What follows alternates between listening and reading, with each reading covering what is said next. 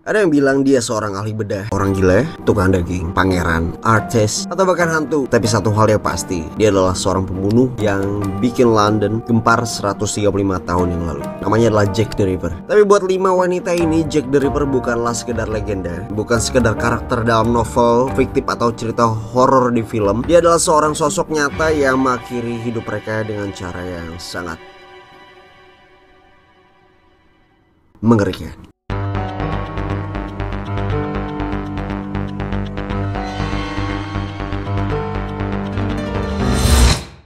Hai, gue For dan selamat datang di For Holmes, dimana gue bakal sharing hal-hal cerita maupun berita yang berbau kriminal, misteri, atau apapun itu yang bisa bikin kita geleng kepala.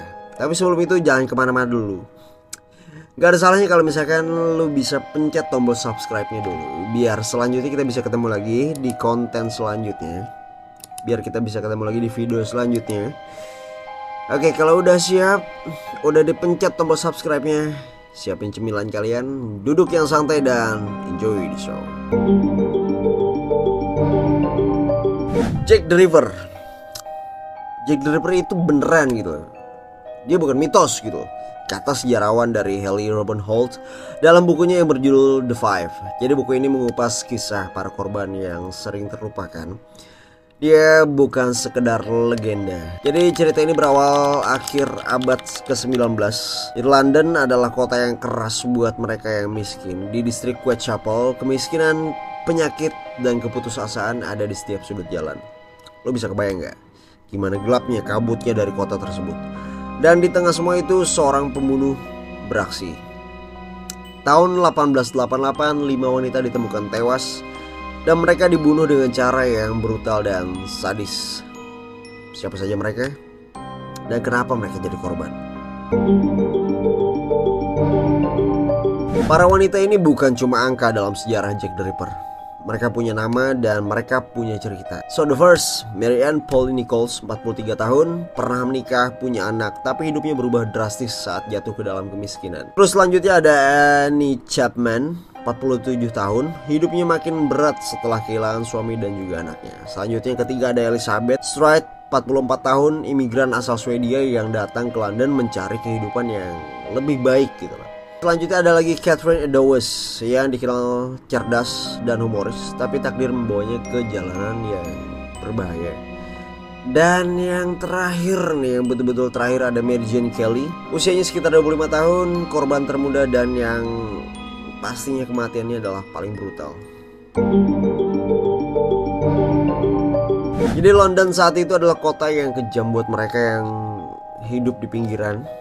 Gak ada perlindungan buat wanita-wanita seperti Polly, Annie, Elizabeth, Catherine, and Mary Jane. Mereka berjuang untuk hidup tapi justru dikenang dengan cara yang sangat mengenaskan. So mereka die, mereka mati.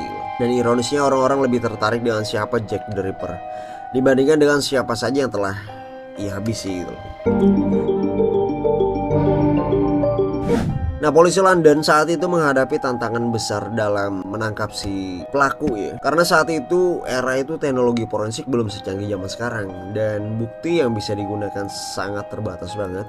Jadi polisi-polisi era itu melakukan investigasi besar-besaran, menginterogasi ratusan orang dan menyisir gang-gang gelap di Whitechapel gitu.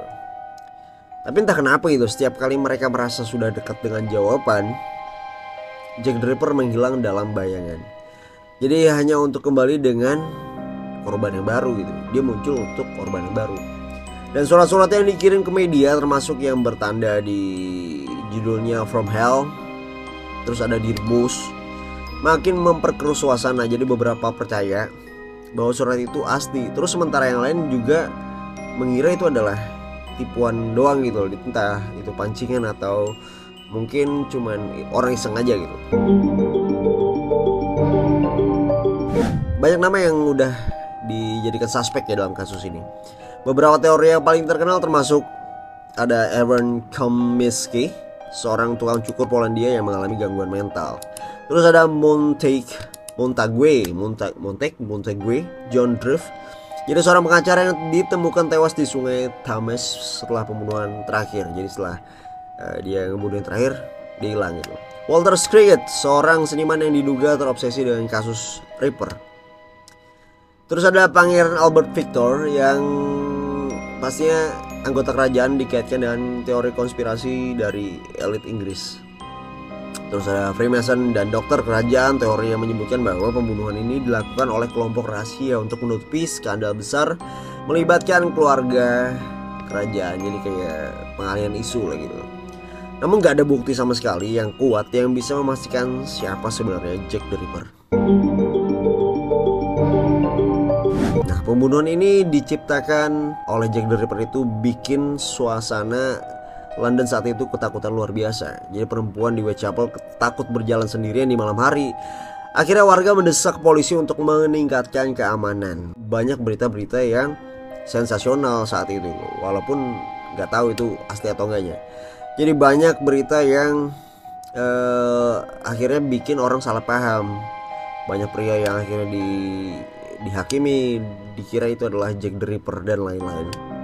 Namun ada satu efek yang lebih dalam dari segala yang terjadi gitu dalam kasus Jack the Ripper. Kasus Jack the Ripper ini mengubah cara orang melihat kejahatan dan media. Jadi ini adalah salah satu kasus pertama di mana pers memainkan peran besar dalam membentuk opini publik dan melahirkan ketertarikan global terhadap kisah kriminal. Jadi saat itu karena belum ada sosial media ya, jadi semuanya berpengaruh dengan media cetak atau yang ada aja lah. Lebih dari seabad nih, bayangin nih, Jack the Ripper masih menghantui London. Bahkan menurut gue bagi penggila novel detektif itu masih sampai sekarang ya. Jadi teori-teori Jack the Ripper masih bermunculan, dari dia mengira adalah bangsawan, seniman terkenal, atau medis gitu. Itu masih jadi misteri sampai sekarang. Nah, yang jelas di balik kisah-kisah konspirasi dan penuh spekulasi itu ada fakta yang gak boleh dilupakan itu. 5 nyawa telah direnggut. 5 wanita yang pernah punya mimpi dan harapan, tapi dunia memilih mengingat mereka hanya sebagai korban. Dan yang paling diingat adalah pembunuhnya.